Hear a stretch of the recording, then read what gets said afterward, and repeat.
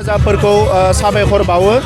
Siddeley ओनसोलनि जोंनि बर' रायजो राजा जिखिनि आफादफोर धोरोम आफादफोर बयखौबो आङो साबायखर बावदों जोंनि माहारि आफाद बयखौबो आं साबायखर बावदों लोगोसे सिडली समष्टिनि सिङाव थानाय जोंनि सानसुमै मेलेमजिबि माहारिखौ मोजां मोनग्रा साफ्रोमबो बर' फिसाफोरनिसिम आइ आफा रायजो राजानिसिम आं साबायखर बावदों बेजों लोगोसे सिडली समष्टिनि सिङाव गुबुन हारिफोर जेरै कच राजबंशी बाङाली गुरखा माइनरिटी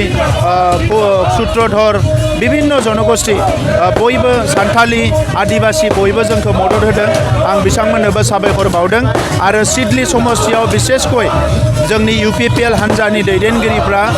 रायजो राजाफोरजों सिथाबनानै रायजो राजाफोरनि दुखुनि समाव रायजो राजाफोरनि गोनांथार समफ्राव गसंफाबोदों बिनि थाखायनो दिनै सिडली ओनसोलनि रायजो राजाफ्रा UPPLनि बिजाथिखौ देरहाहोदों आङो मिजिंथिदों फैबाय थानाय समावबो बे ओनसोलनि जौगानायनि थाखाय बे ओनसोलनि गोबां जेंनाफोरखौ सुस्रांनांगौनि थाखाय सिडलील' नङा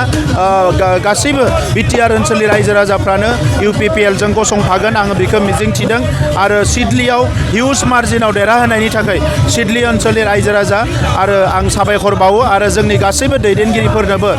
AGP BJP UPPLनि दैदेनगिरिफोरनोबो आङो गोसो गोरबोनिफ्राय साबायखरखौ बावो थांनाय बिसायख'थिनिफ्राय एबाराव MLA बिसायख'थियाव गोबां भट मोनदों मा जानो हागौ सानो बिनि गुबै जाहोना बेनो जे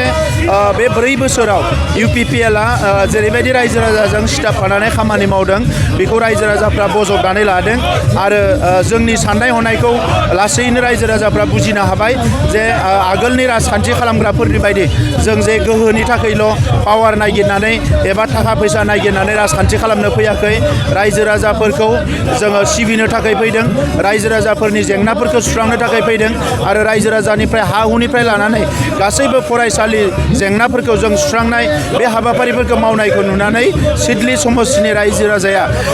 जोंनि फारसे जि अननाय बेखौ बिथांमोना दिन्थिदों आरो आं मिजिंथियो बे सिडली नङा उदालगुरि बाक्सा तामुलपुर क'क्राझार जेरावबो फैबाय थानाय बिसायख'थियाव हिउज मार्जिनाव जोंनि बिजाथिफोरखौ देरहागोन बेयो रोखा जाबाय आं दिनै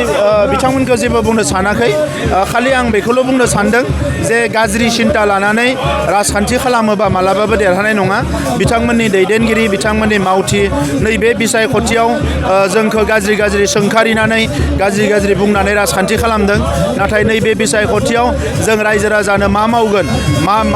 मावदों बेखौ लानानैसो जोङो फोरमायदों दा नंखायनो बेरेखा हान्जाया जेसेबां गाज्रि सिन्ता लानानै राजखान्थि खालामगोन एसेबां बिथांमोना धंस जागोन आरो एसे सिगां खौसेथि जानायनि खोथा सोलिदोंमोन दा खौसेथि जानाया मा अबस्थायाव दङ बिनि सायाव आं दिनै फोरमायनो सानाखै पार्टी लेभेलाव डिसकासन खालामनानै उनाव फोरमायगोन